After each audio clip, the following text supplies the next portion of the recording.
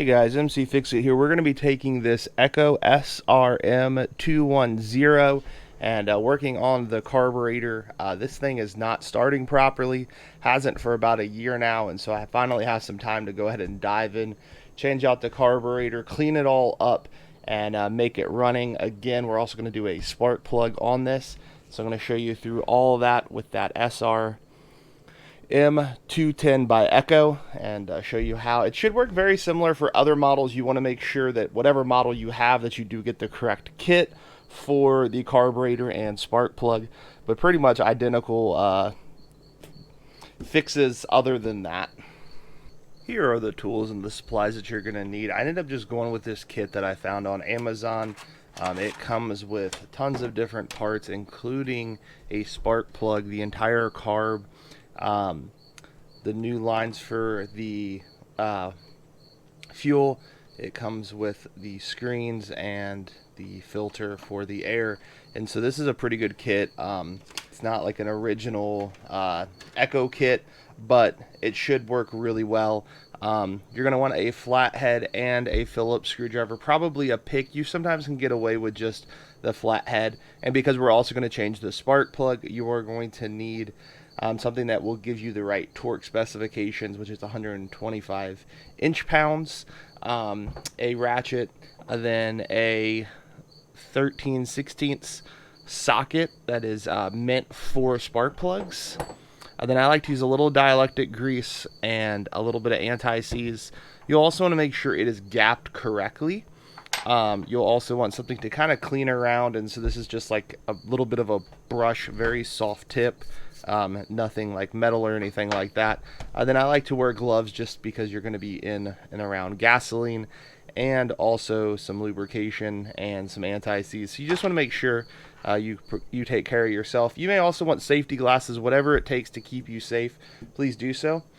You're also going to need for this project some paper towels, an 8mm open inch wrench, and some carb cleaner will also help just make this project go a little bit smoother and be able to clean out everything properly. So because this thing has sat so long, I'm not even going to try to pull it. I pulled it a minute ago and it still had compression, but I'm going to go ahead and empty out this reservoir and get the gasoline oil mixture out of it so we're nice and clean and ready to go. So I'm going to go ahead and do that first. So now that that's totally empty, we're going to go ahead and start working on the carburetor first. You can go ahead and spin this off. And then set this to the side. This right here is that filter. You could kind of change it out if you wanted to, or not change it out. You could kind of blow it out, but this one comes with two, so I'm just going to use it. And so I'm going to go ahead and actually install it onto the correct one right there. Just making sure I have that, and then we'll just go ahead and discard that one. This takes two Phillips or flathead right there. Your choice on that. We'll go ahead and spin this off.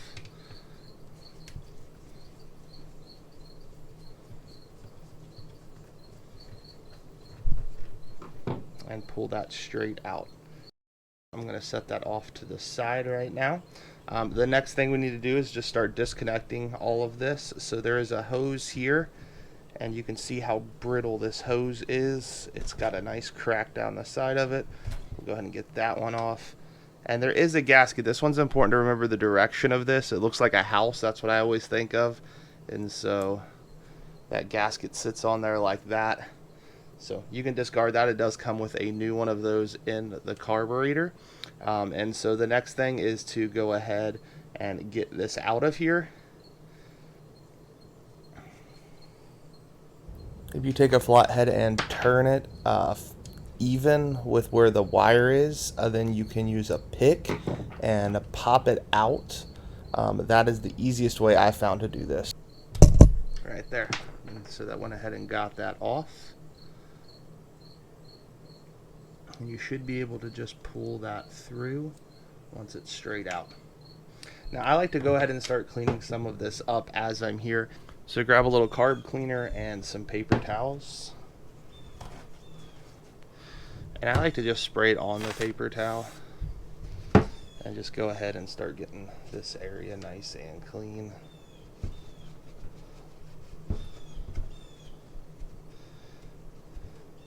So you can see it gets nasty just because of being where it is and around everything else.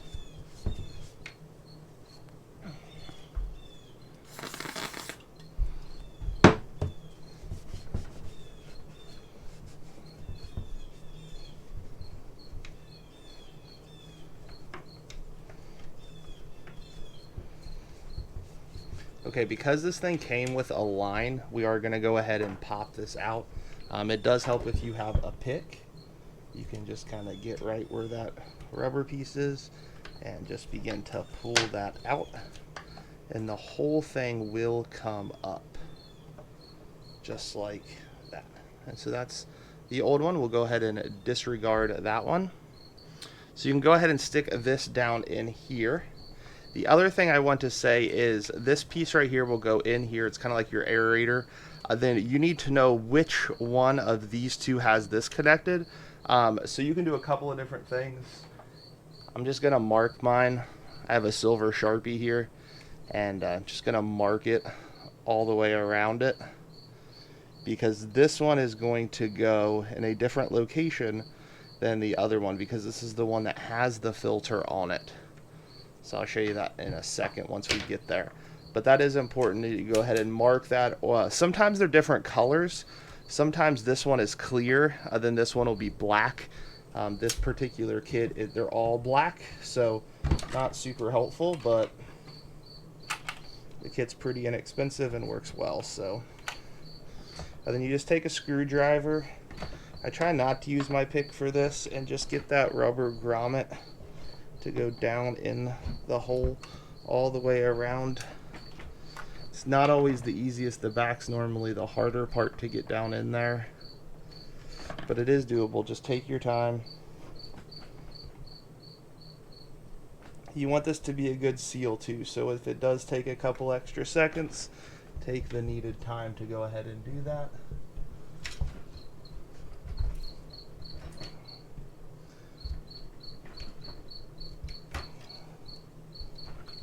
It's almost there.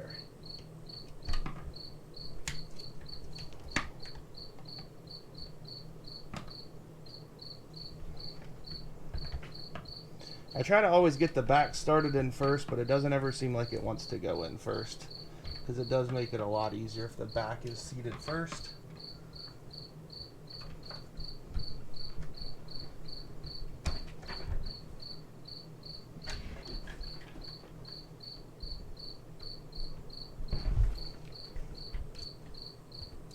Sorry if this is a bad camera angle. It's just kind of hard to see with a camera in my face for this part.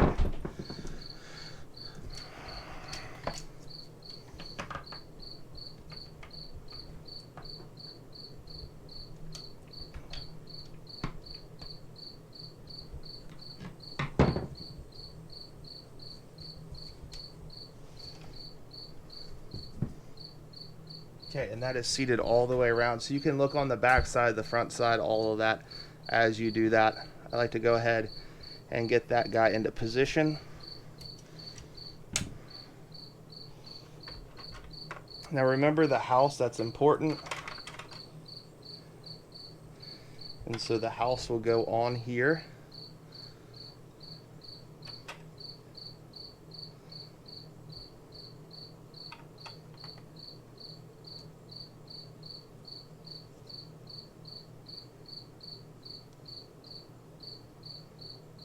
And then this one needs to go on this way. And remember, this one didn't have one on the front side, which is kind of strange, but that's just the way it is. And you do want to kind of make sure these do look pretty similar, if not exactly the same, which these do look very similar. There's a couple small differences, but that's okay. Normally it still will work fine. So I'm going to go ahead and begin to just put these through. Do take your time. These are probably not the most expensive little plastic filters in the world, so don't go crazy.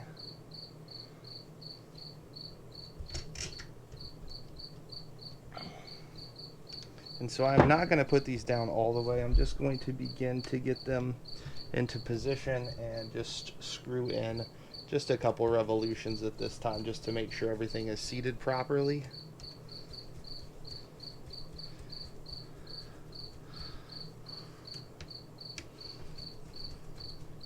So it's not snug yet. The next thing we got to do is work on these two hoses. The first hose will be the one without the lines, which was originally that clear one. And you want to push that all the way on. And then the next one is the one I put that silver line on. And you're going to want to push that all the way up and in. And I'll kind of show you a little bit different angle. If I remove this, it may help a little bit. So you can see right in here is where those two went. We will go ahead and tighten this all the way down now.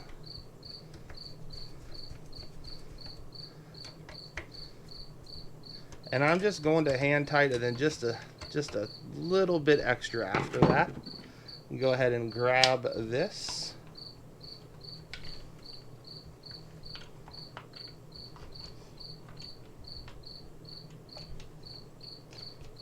And remember, I've already put the filter on here. In fact, I probably should just put the filter on here to make sure it seats properly.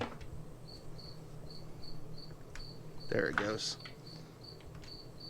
And there is a little bit, I should have showed you, a little bit of an angle on this, and the smaller angle goes towards the top. You can see it's thicker down here, thinner at the top. Oop, I bumped that off. I got to reseat that.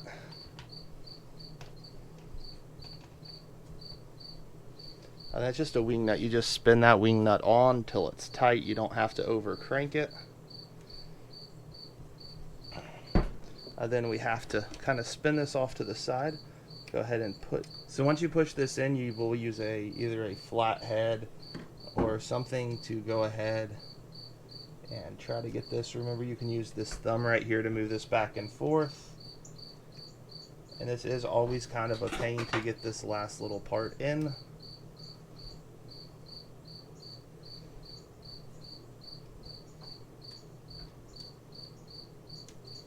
There might be a trick that I don't know how to get this in quicker, but I just take my time on it and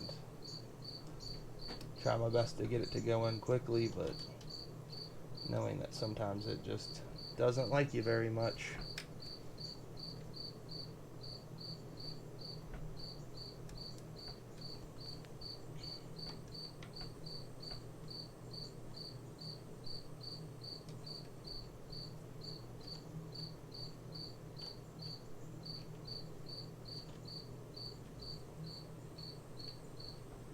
There it goes.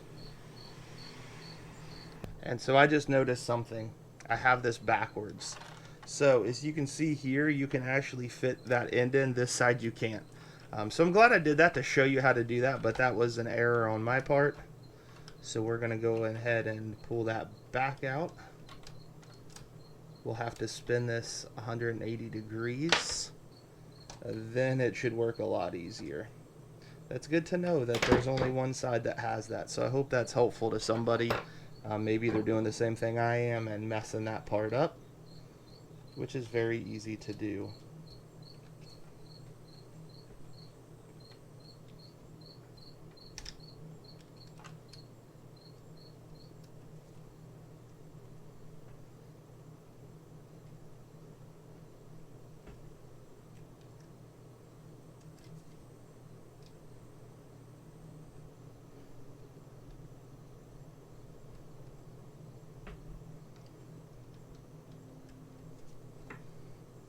So I'm going to try to actually push that piece in to position a little better.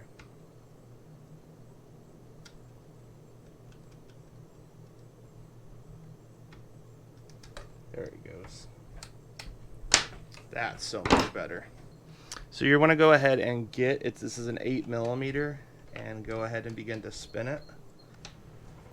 So this is something you will have to adjust just to make sure you have the correct leverage back and forth. And then you also have this screw here that you may have to tighten or loosen, and so we'll have to do that as well. I always try to go similar to what it was before, and that normally gives me a good idea, which it looks like this one was out a little bit more. And so that just gives you kind of a good idea once, I mean, if everything was working properly, I guess I should say, which it was, except the carb was just disgusting. And all of the filters and stuff just needed changed, but it's just easier to change this whole thing out. and sometimes even cheaper. So that part is done. We'll go ahead and get the spark plug out. So you just pull the boot out. I already did it. Sometimes they are a little stuck in there, so you can wiggle it back and forth just like that. Remember, we're going to be using that 13/16. I thought it was a 5/8, but it is not. And so make sure you're in reverse. That one was really loose. Shouldn't be that loose, but this one was. That's why we will tighten it back down to spec when we get done. And you can see how nasty that one was. And so this is an NKG, and the numbers on it are BPM8Y. And so we will go ahead and replace that one and make sure we get the proper specifications on the gap, which is 0.026 inches or 0.65 millimeter. So we'll go ahead and grab that new spark plug and we will gap it properly. So this side is inches, this side is millimeters. I'm just going to do the inches because that's what I'm used to. And so it's not much. So you're going to put it on, and this one is definitely not gapped accurately. And so you're just going to do it to 0.06, which we are there now. So that one was not even gapped correctly, so glad we did that. I'm going to use just a touch of anti-seize on it. And so that goes on the threads. And like I said, I'm just going to use a touch. I don't like to use a ton of this, but that's going to go right here on the threads. And so that is properly done right there. You can, if you want, get a little paper towel and just make sure you're not getting anything on where the contacts are going to go and the spark would happen. And then I always start it by hand. And I try not to touch the top in case I do have anything on my hands. So that was started. Then we need to put it to 125 inch-pounds. So we'll go ahead and get the torque wrench to where it needs to be. Almost there. Oop, just passed it. 125 inch-pounds.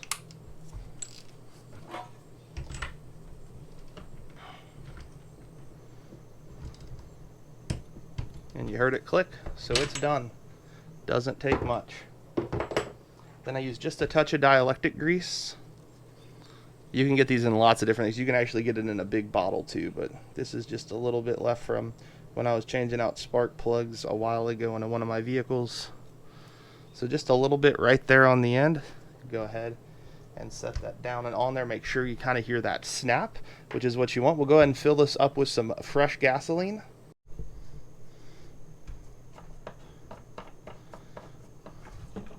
So make sure you have the proper gasoline and oil mixture. I have a can that I just used for this.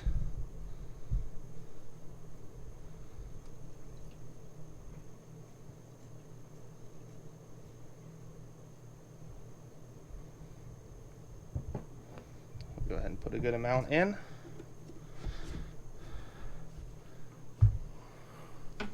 And make sure you spin the cap back, and then we'll go off to the side and start this.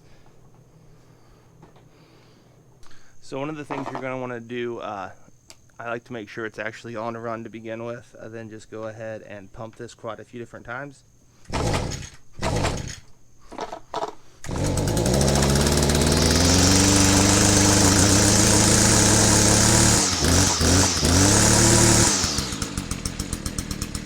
So that right there is it.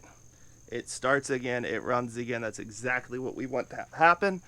So it just did need that carb in there. New spark plug helps as well, and all the fuel lines help. Make sure everything's doing what it's supposed to. If this was helpful, please like and subscribe. Please comment if you do have any questions. Thank you guys so much for watching today.